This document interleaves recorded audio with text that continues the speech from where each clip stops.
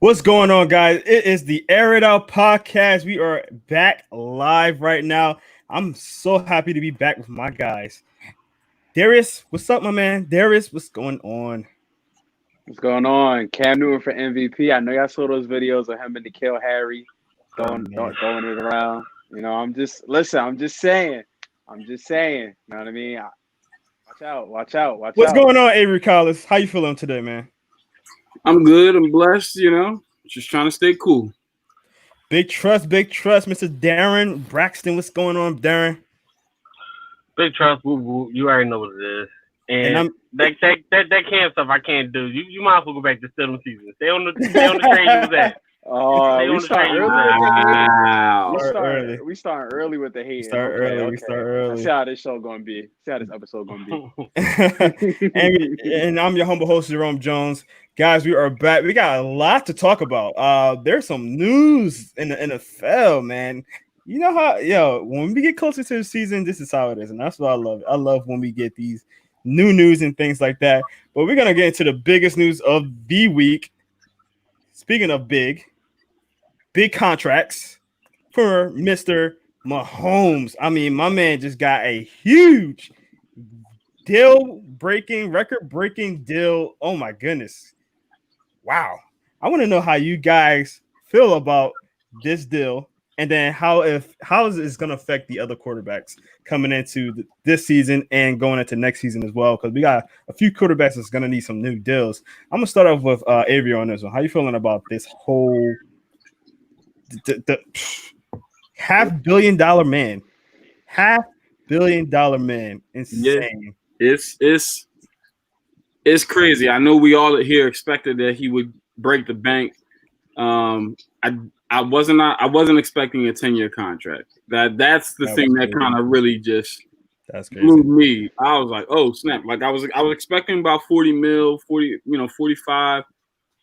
Wasn't going to shock me in that way, but 10 years, that's the thing that really kind of took me aback. But they did it. I mean, they did it well. I think he deserves it. I think he deserves every penny of the contract.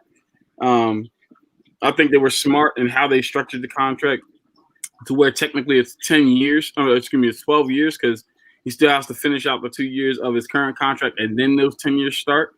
So I think they were extremely smart in how they did that, where now they can still, work on other contracts and continue to build a team around him. And the other thing is the fact that, for 10 years, you've got arguably the best player at the position in football locked up, and you don't have to worry about, his contract anymore, right? You don't have to worry about, oh my goodness, we know that big contract for the quarterback is coming. We've got it done. He's agreed to it. And as Adam Schefter alluded to, what person on the planet needs more than $500 million throughout their lifetime?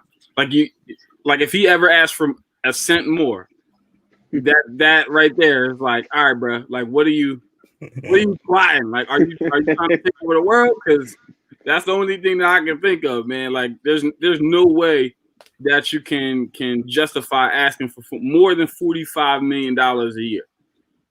So shout out to him. I'm very, very, very, very happy for him, and I can't wait to see. As the ticker says, that I can't wait to see what this means for other quarterbacks. I'll wait until you jump in that, but yeah, it's gonna be interesting. I would take 1% of his deal. Like, yeah. So if my man over here crying about his deal, like, let me get 1% of that. I'll be good, man. Like, I appreciate it. I thank you. Appreciate that. Darren, how you feel about this whole situation? It's gonna suck for the AFC, my man. Homeboy. my homeboy. Oh my God. $500 million?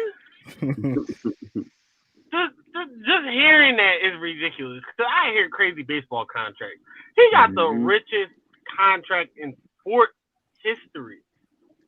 Y'all know how impactful that is, especially for it to be an NFL team. Now, let alone Patrick Mahomes. He was going to get for real anything he wanted, in my opinion. I always thought he was going to at least be over $40 million or so.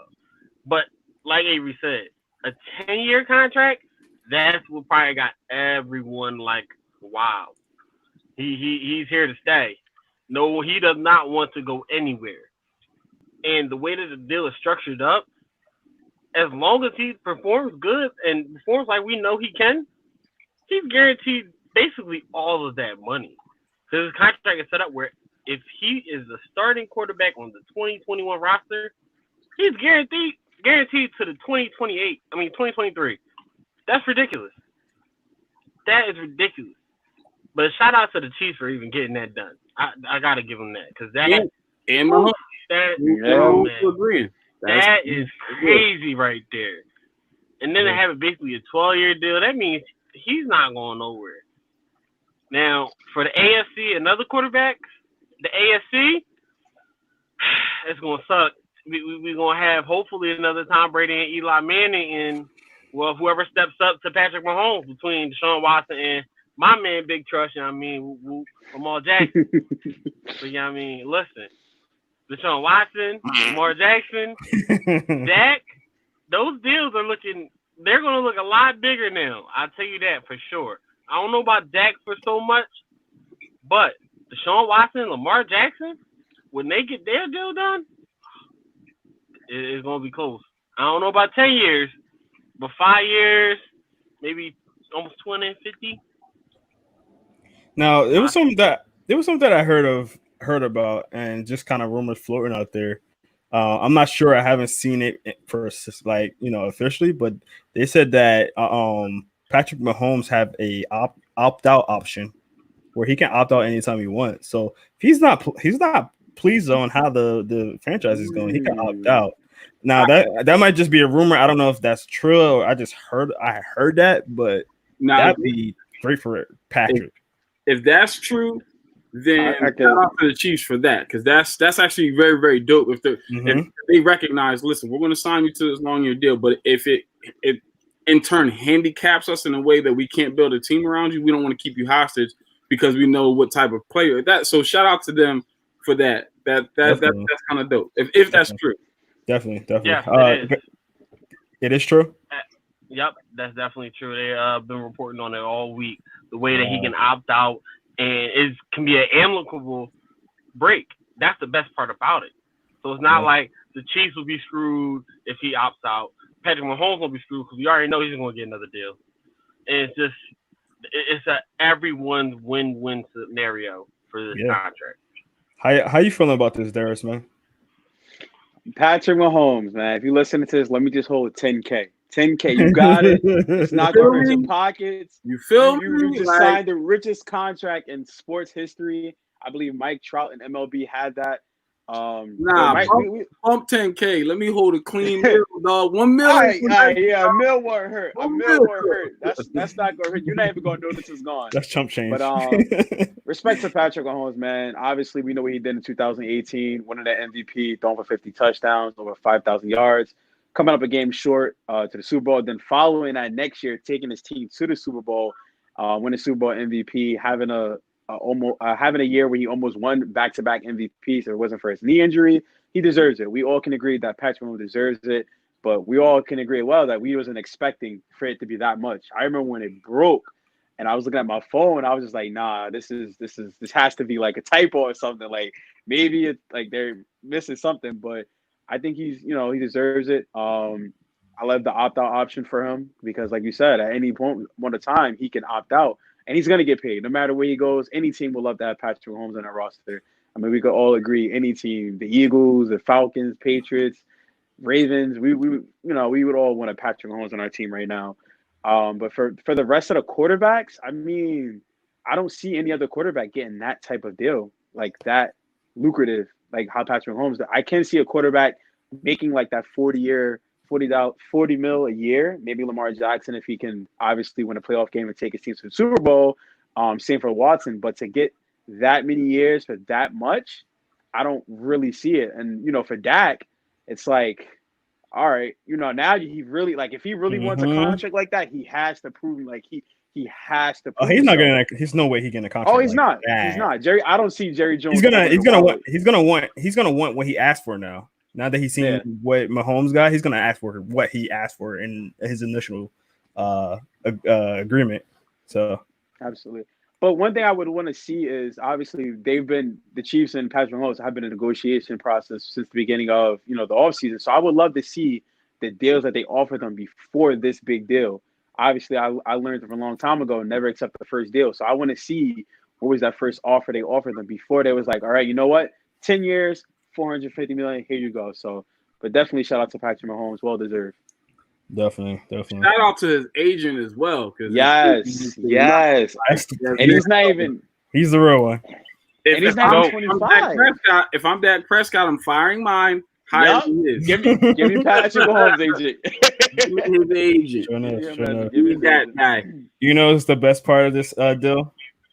Everybody can get off of Carson Wentz still now. Because it looks like chump change now. Come on. It does. Like, and and that's one of the reasons why I was happy the Eagles signed him early because I knew Patrick Mahomes was coming up. And if he was coming up, then the Eagles would be like, yeah, about that. He can't go after that right now. He wouldn't have asked, but like especially if you drafted still got Jalen Hurts this year, they wouldn't have re-signed him. Yeah, so I'm happy they got the deal done now. So, all right, let's talk about some other players in the NFL. So we've been hearing a lot of trade, not really rumors, but trade requests. There've been a couple of players, Jamal Adams, David Njoku, and Raheem Mostert, all requested trade. So I want to know who you think will get traded first if they do get traded. And why? So, Derek, I'm gonna start with you, man. I think it's gonna be David Njoku. I think that you look at the teams that could use a tight end. Obviously, a team like Green Bay. Imagine David Njoku with Aaron Rodgers as his quarterback. That would be a great, nice little combination, especially because Green Bay hasn't really had a threat at the tight end position. He don't throw the tight end. He don't throw. I mean, he doesn't have one. He doesn't have one. Yeah, Jimmy Graham. He doesn't throw the tight ends. He don't do it. I mean, listen. But team like the Packers, obviously, I would love for him to come to the Patriots. There's been talks between him coming to New England, even since last season, and we do have a relationship with the Browns when it comes down to trading. So don't be surprised if we send a first or like a second or third round pick for David Njoku. But I really think that he's going to be one of the players to really get traded before training camp. Obviously, I think Jamal Adams. I think this is a situation where he's obviously going to just get paid. I see the Jets really like, you know what, we're not going to trade you. You're our star in defense. What do you want us to do? And I think the Jets are probably obviously going to open up their wallet, but you don't really trade a guy like that because he's like, he's arguably one of the best safeties in the AFC outside of, Derwin James. So I definitely can see David Njoku being the first out of those three players getting traded. Wow. So Avery, Ramon, I can't say his name today. Raheem Mostert. He's not even trying to ask for much money. He's trying to get around the Tevin Coleman type of money because he's been pretty much their starter the last couple of years. Coleman been injured. What's his name been injured? Jared McKinnon. He been injured, so he been basically like the number one running back on our team. Do you think that he should be the first one traded, or maybe the 49ers should be like, all right, you know what? Let's give him the money. Just give him the money. I think they should. At this point, I think they should pay him. I mean, he's been, like you said, the stable guy, the workhorse guy, where he's been the least injured. He's the biggest back that they've had, so he's a little more durable in that regard. You still get the 1-2 punch with him and Tevin Coleman with the Thunder and Lightning if you keep it on there. And it's not like Raheem Mostert can't run. The guy can move his feet. So, and we saw what he did in the playoffs. We saw what he did at the later end of the season. And he's a tough tackle. So I would say I would pay him. It's tough to have two guys in that kind of caliber or that type of contract in your backfield. So that'd be a little tough, but at the same time, I think they could pull it off. With that being said, I agree with Darius that I believe that the first guy that's going to be traded is going to be David Njoku. I think because of all the points that he made as far as teams that do need good tight ends, he's still a good young tight end. In addition to the fact that the Patriots just brought in Rob Gronkowski. They still have Cameron Brate. You would think that they would say, let's keep the younger guy because Gronk and Cameron Brate are a little bit older. But at the same time, if you're going to get value for a guy like that, then I could see him being the first one. I agree with Darius as well. I don't think the Jets, you're going to have to break the bank in order to get Jamal Adams because he's that good of a player and he's that much of a staple for that defense. So I don't think you're going to see him on the move anytime soon unless somebody is willing to, like I said, really break the bank or give up some type of, equal quality or more type player. So I do think that it could potentially be David Njoku being the first guy to be traded. All right, before I let Darius get his point out, we got a new commenter on here. Somebody from somebody give me an echo. Uh-oh. I think this where we getting an echo from? All right. But anyway, so we got a new commenter from Twitter. So he is 2020 Viz Sean. So thank you so much for getting on here with us. Appreciate that. He says he thinks it's Raheem Mostert. Oh my God, with the name Raheem Mostert. He says too many running backs in San Fran. So Darius, real quick before you get your point across, do you agree with that? No, I still think it's David Njoku. We also have to understand the Cleveland Browns just added Austin Hooper. So that's a big addition for Cleveland, and David Njoku wants to be the number one tight end. He's put up the numbers to be a number one tight end. If you put him in any other system that needs a number tight end, he can be a number one tight end. Why didn't y'all correct me? I'm sitting here talking about Gronkowski and Cameron Brate and stuff. I'm sitting here, I always get the Bucks and the Browns. I always get them mixed up, man. Why nobody corrected me? Y'all just sat there. At first, I thought you were just saying the Bucks. I thought you was making the point. All right, they want to add three tight ends. I was not making a point. I didn't catch it. I didn't even catch it, to be honest. So I'm not the only one who gets them confused. Then, all right, cool. All right, but yeah, that's what I think it is. I think the addition to Austin Hooper, the Browns should definitely make that type of trade, especially because I don't really see them running a two tight end set. So definitely David Njoku is out of there. Yeah. All right. Darius, Darren, I'm sorry. Do you feel like, Jamal Adams is going to be the first one out there, or do you think it's going to be the tight ends like these guys? I think it's going to be Raheem Mostert. I agree with the commenter on this one. And it's mainly because of the simple fact, like he said, it's a ton of running backs. A ton of them that's in that backfield right now for San Fran. And yes, they went through a few of them last year. They got rid of Matt Breida this offseason. They're still loaded. They are still loaded. And you got to remember who is the coach there. Kyle Shanahan. He knows how to get what he needs out of his running back. He knows how to run them in as a committee and get the best out of each single one of them. So I think Raheem Mostert is going to be the first one to go. I don't believe the Browns really want to give up Dave Njoku right now. I feel like, especially with Kevin Stefanski, you have to think about his offense from last year. He was a guy that basically loved the two tight end sets, especially when it came to running as well. So you have to think about how David Njoku and Austin Hooper can look kind of like Kyle Rudolph and Irv Smith Jr., but a little bit better because both of those guys I feel like are a little bit more athletic than the Vikings tight ends. Just a little bit. David Njoku especially, but for the most part, it looks really good for David Njoku this upcoming season with Kevin Stefanski as offensive coordinator and head coach. And Jamal Adams, he's not going nowhere. It is what it is. Unless he gets legit tagged and doesn't sign, and he just doesn't sign like an off-season deal next off-season, he's staying put. The Jets do not want to get rid of this guy. They will wait until the very, very last hour before they get rid of Jamal Adams. It's that simple. He's not going nowhere. He's too good to let go. And unless you're getting 2 first rounds like they got for Jalen Ramsey, I don't think the Jets go for it. Okay. He's not worth 2 first rounds, but I feel you. He might not be. I can see him going for like a first and maybe a third. Yeah, I get what you're saying. Definitely a first and a third. I'm just putting that out there. No, agreed. Definitely a first and a third. Definitely.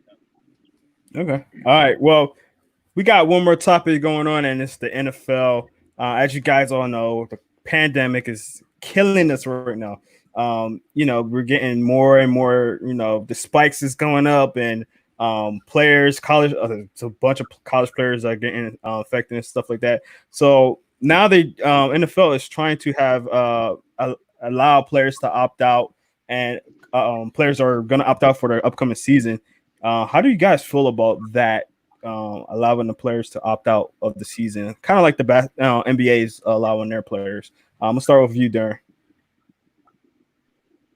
So I don't know. Like, I agree with the move just because it's the safest move health-wise, and you don't want to have people that's going to just get out there and really have risk to be sick. And it's not like they can just put them all in a bubble for 5 or 6 months like they are doing with the NBA because of how long the season is going to be.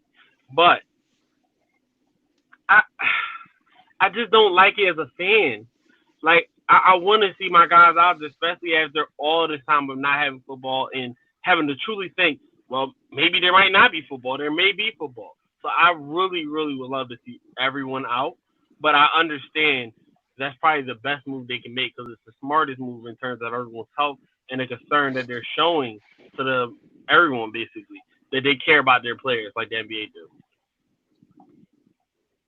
All right, Darius, how you feel about this whole situation, man? It's crazy. I don't think anybody wants their players to be, opt out. But how do you feel about this whole situation? I agree with Darren. I like the idea. They obviously took a page out of the NBA, allowing their players to, opt out. Obviously, they're thinking about their players' safety. It's going to be interesting to see what players decide to really opt out if this becomes if they decide to go on with this. I don't see us seeing players like, obviously, Tom Brady. I don't think he's going to opt out, especially because he's in a new team and he has something to prove. Patrick Mahomes just signed a mega contract. But if we start to see, guys like, let's say, Saquon Barkley maybe opting out just because he doesn't want to, play, guys like Richard Sherman, those guys, it's going to be interesting. But I do like the idea of the NFL allowing their players to really have that decision, especially with COVID. We don't have a vaccine, obviously. We don't know what's really going on. So yeah, I love the idea of it, but I would love to see every player out there, obviously. But this is bigger than football, so I like the idea. Avery, I appreciate the NFL for doing that. I mean, I feel like that's reasonable, and you give them the option to opt out if they don't feel safe, or just don't want to risk. Getting infected, and you got players who've got young families and different things like that. You look at somebody like Jarvis Landry, who has 2 young daughters and different things like that, and the other players who are having children and starting families. And then you also got to think in the NBA, the minimum salary for the last guy on the bench is probably like $1 million. It's not the case in the NFL.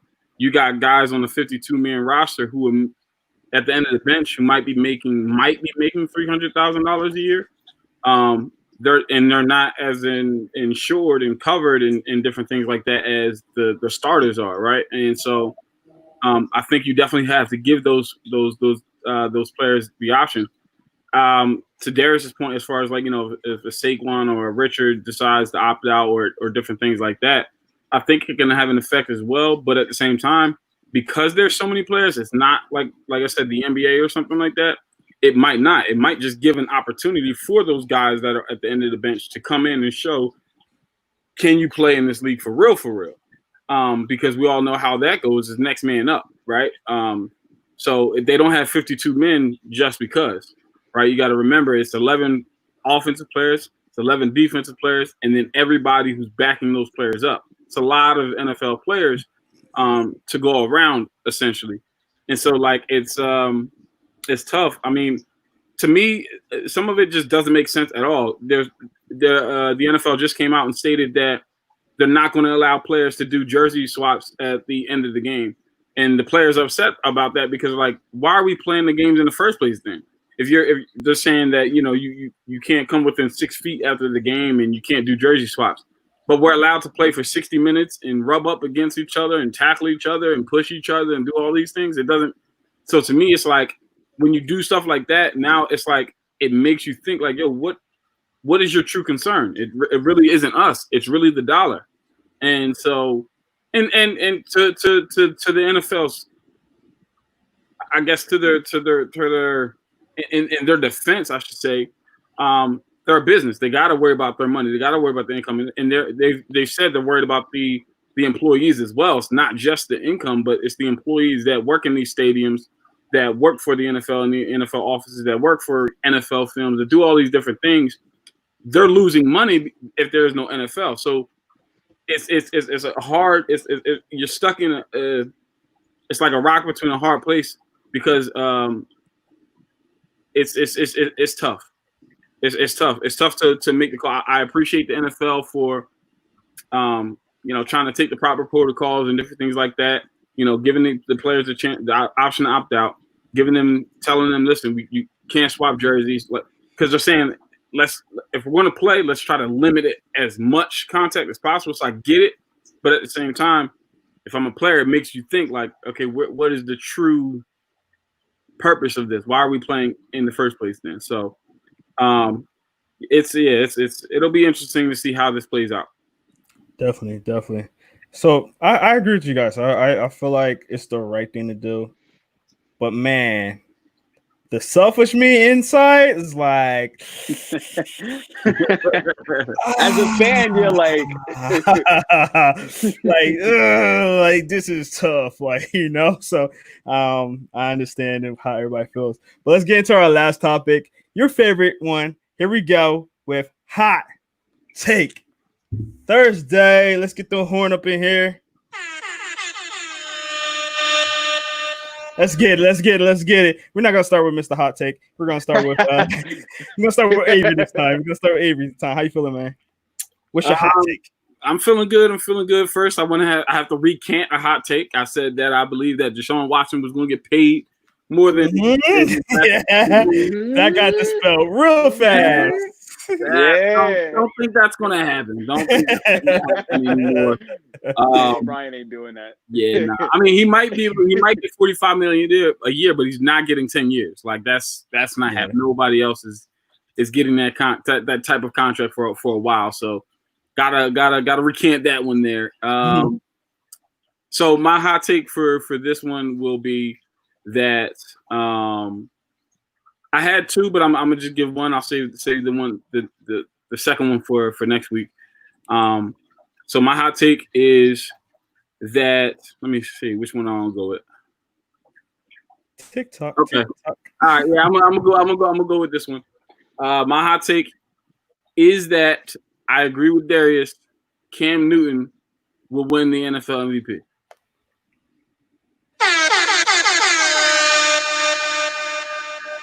MVP though? Yeah, man. Yeah, man. Man, I'll take it. I love me and Cam, but I'll take it. I can't do the MVP. I'm So sorry. watch those 2015 highlights then. If you don't believe it. Well, listen, I believe in him. I don't believe in MVP. That's a hard especially on a new team and a new system with new receivers. I mean, going to Nikhil Harry today. If not him, Matt Ryan, but of course. Darren, how you feel about this, man? What's your hot take of this Thursday? So my hot take is very, very simple. Mark Jackson next year is going to decide 6 years. All right. Seems like we have some difficulties with so we're gonna move on. We're gonna move on. Let you fix your audio. Mr. Hot Take himself, Darius Riddick. Cooking this one up, man. We're cooking this one up. Yeah, ready? All right. So here we go. Aaron Rodgers get benched this season, and Jordan Love will be the starting quarterback for the Green Bay Packers. What week? Give me a week. I'm gonna give wow. Week 4. By week 4. Wow. It's a hot take. Oh, it's a hot take. I don't think that's a hot take. That one's spicy move. That's just blasphemy right there. That's like the Broncos winning the division. That's like the Broncos winning right there. That's cool, man. Hey. Oh, man. man. They drafted him in the first round for something, so they stayed. It's going to be something. It's going to be a controversy, I believe. So don't be surprised if he get benched and Jordan Love starts. They ain't going to look back. Wow, week 4. I got to see this one. All right, Darius, let's see Darren, I'm sorry. Let's see how your audio is working now. I can't unmute you. You got to unmute yourself, sir. But yeah, how you feeling about this? Unmute yourself, Darren. Yeah, you got to unmute yourself. Unmute. I don't think he can hear. He talking. All right. There you go. 6 years, Lamar Jackson, $300 million if he wins the Super Bowl next year. I don't think you gotta win a playoff game first. Sean Watson, no matter what. You say you gotta win a playoff game first. Hey, raise your hand if your quarterback with a playoff game. That's my hot take. Wait, which one? Because I had 2. I still claim Foles. I mean, technically, your quarterback got a Super Bowl. Technically. So, but yeah.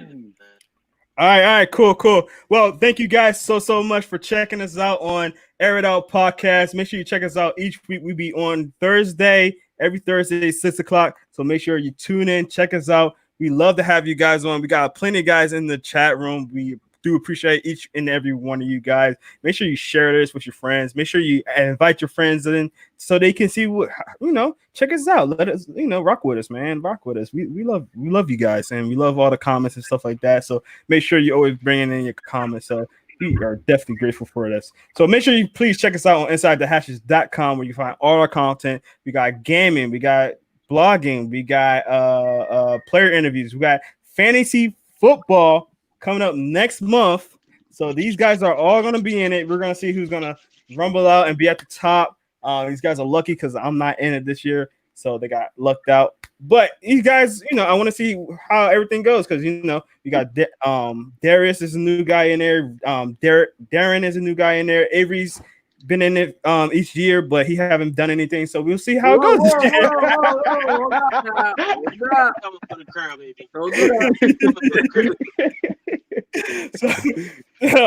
But please check that out, InsideTheHashes.com. Also, check us out on all the social media, Instagram, Facebook, Twitter.